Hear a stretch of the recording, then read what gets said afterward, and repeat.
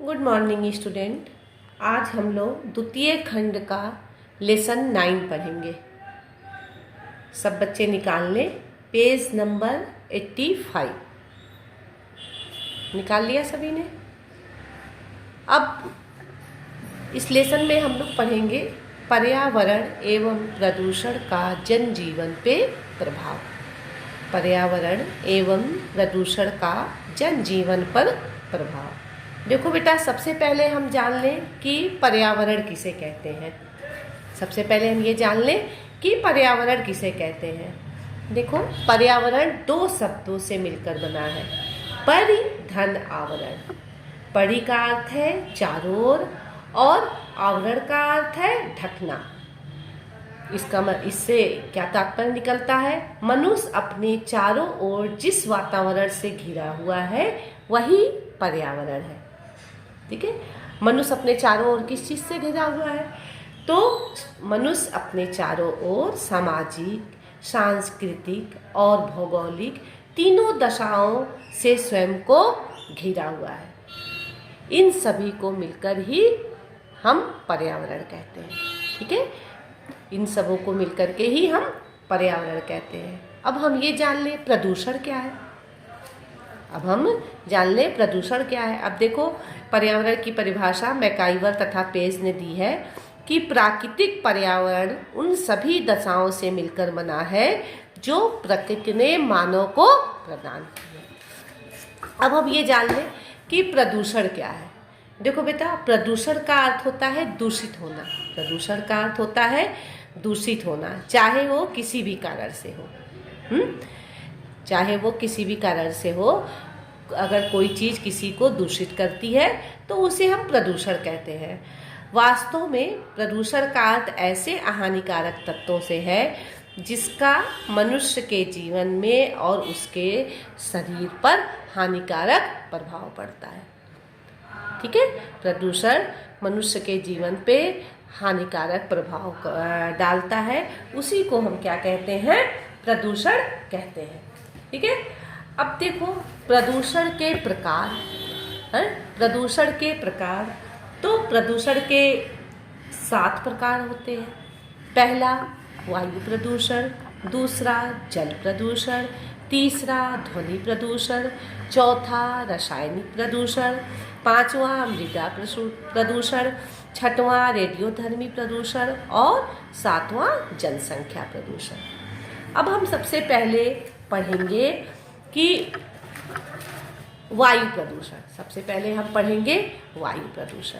तो देखो बेटा, ये हमने तुम लोग को पर्यावरण का अर्थ, प्रदूषण का अर्थ और प्रदूषण के प्रकार, ये हमने तुम लोग को नोट्स में शॉर्ट में बना दिया है। इसको तुम लोग कॉपी पे उतार लेना। अब हमने तुम लोग को ये नोट्स बनाया है वायु प्रदूषण। ठीक है, वायु प्रदूषण। अब देखो, वायु प्रदूषण क्या है। देखो, पृथ्वी के चारों ओर हजारों किमी की ऊंचाई पर वायु घिरा हुआ है जो वायुमंडल कहलाता है। ठीक है, ऑक्सीजन को छोड़ के वायु में जितने भी गैस हैं सब क्या कहलाता है? किसी भी गैस की मात्रा प्राकृतिक अनुपात से अधिक होने पर वायु श्वसन के योग्य जो है नहीं रहती। ऑक्सीजन को छोड़ के और वायु में जितनी भी गैस हैं वह अपने अनुपात से अगर अधिक हो जाती हैं तो वह श्वसन के योग्य नहीं रहती हैं। तो इस तरह हम देखते हैं कि वायु में किसी भी गैस की वृद्धि या अन्य पदार्थ का समावेश, मतलब वायु में धूल के कण, जीवाणु, ये सब जब मिल जाते हैं तो उसी को हम क्या कहते हैं? वायु हमारा खराब हो जाता है। उसी को हम क्या कहते हैं? वायु प्रदूषण कहते हैं। अब वायु प्रदूषण किन कारणों से होता है? देखो, जब जनसंख्या अधिक हो जाती है, व्यक्ति क्या करता है? व्यक्ति जब सांस लेता है तो वायुमंडल से क्या ग्रहण करता है? ऑक्सीजन का ग्रहण करता है। और सांस छोड़ता है तो क्या करता है? कार्बन डाइऑक्साइड बाहर निकालता है। इस तरह देखते हैं हम कि जब जनसंख्या वायु की क्षेत्रों में जब जनसंख्या अधिक हो जाती है तो क्या होता है कि ऑक्सीजन की कमी हो जाती है और कार्बन डाई क्या होता है? मनुष्य के अधिक होने से कार्बन डाइऑक्साइड गैस जो है वो क्या होता है? अधिक हो जाता है। तो इससे क्या होता है, वायु प्रदूषण होता है। और हमारे जो औद्योगिकरण के कारण से तमाम भवन निर्माण हो रहे हैं, कल कारखाने हो रहे हैं, उसमें से जो धुएं निकल रहे हैं, अनेक और जो है खराब पदार्थ जो उससे निकलते हैं, कुछ रसायन वो सब निकलते हैं, सब ये क्या करता है, गैसें निकलती हैं, ये सब क्या होता है, हवा में मिल करके वायु को प्रदूषित करती हैं। अब देखो वन क्या करते हैं, पेड़ पौधे क्या करते हैं, हमें ऑक्सीजन देते हैं। तो दिन पर दिन वनों की कटाई हो रही है, पेड़ पौधे काटे जा रहे हैं, इससे क्या होता है, वायु प्रदूषण होता है।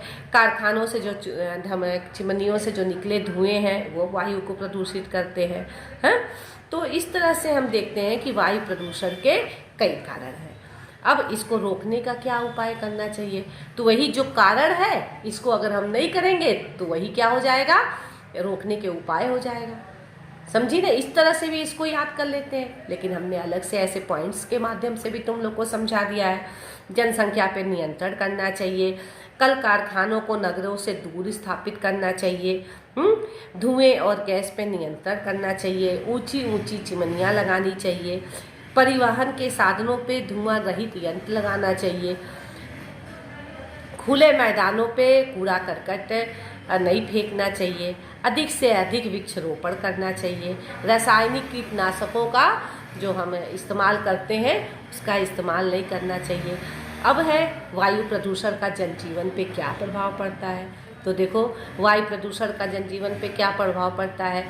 मनुष्य में अनेक प्रकार के रोग हो जाते हैं, जैसे दमा, खांसी, फेफड़ों का रोग, टीबी, कैंसर, त्वचा संबंधी रोग, अनेक तरह की बीमारियां हो जाती हैं। वायु प्रदूषण के कारण सूखा, बाढ़, भूकंप, मृदा कटाव आदि आपदाएं आ जाती हैं। वायुमंडल में उपस्थित गैसों का अनुपात बिगड़ जाने के कारण पर्यावरण असंतुलित हो जाता है।